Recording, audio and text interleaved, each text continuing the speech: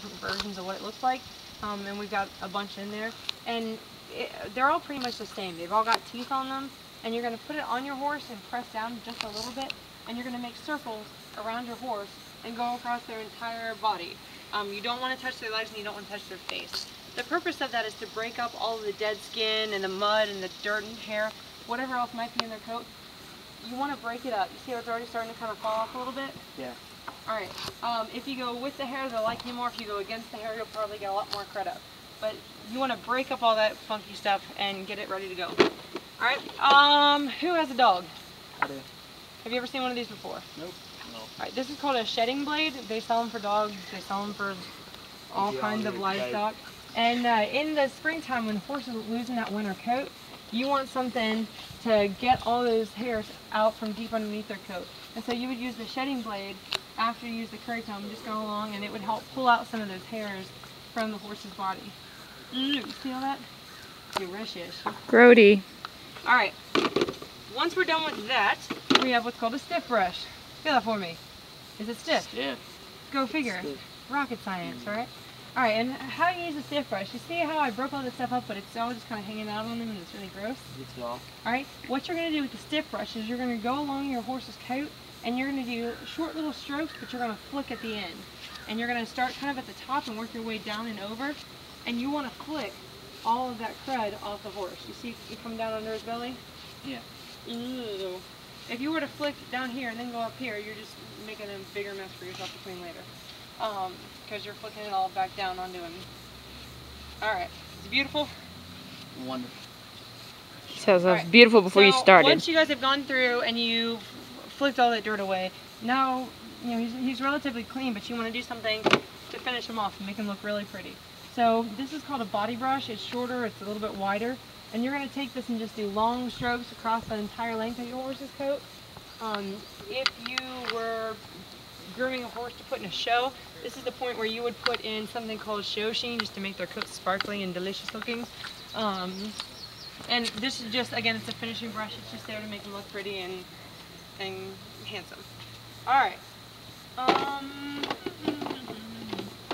Alright, one thing we didn't talk about with the shedding blade, one side has teeth, that's what we use to de-shed our horses.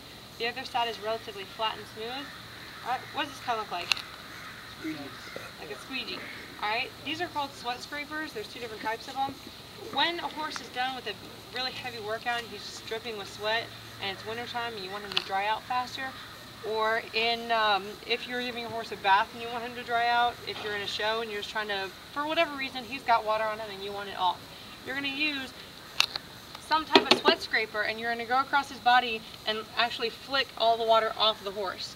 The kids last week got to actually see it in action because it poured rain the entire day.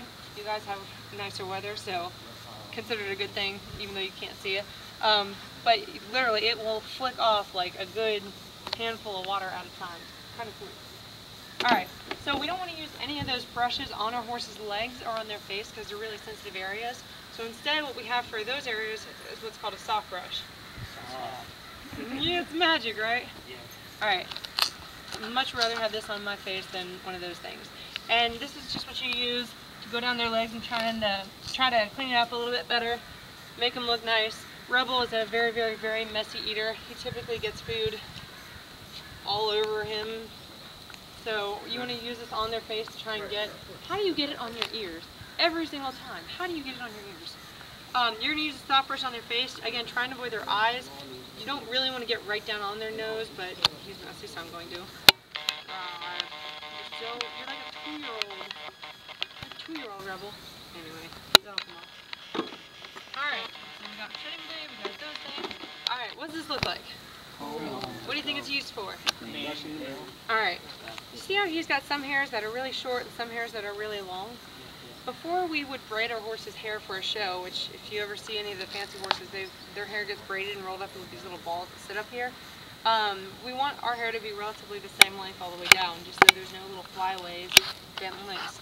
And we never cut a horse's mane because it's not going to grow back correctly. You're probably going to give them a haphazard, crazy looking hair job, and you want them to be pretty, not scary.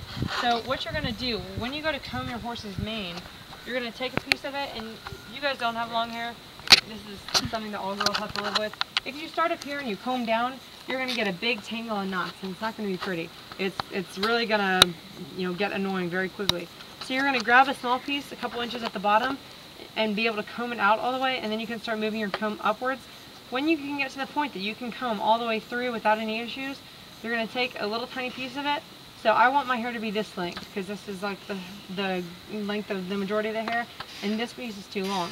So I'm going to take the piece that's too long, comb it out, try and separate it a little bit from the others, and I'm going to put my hair in it, and I'm going to roll upward till it's about the length of that other hair.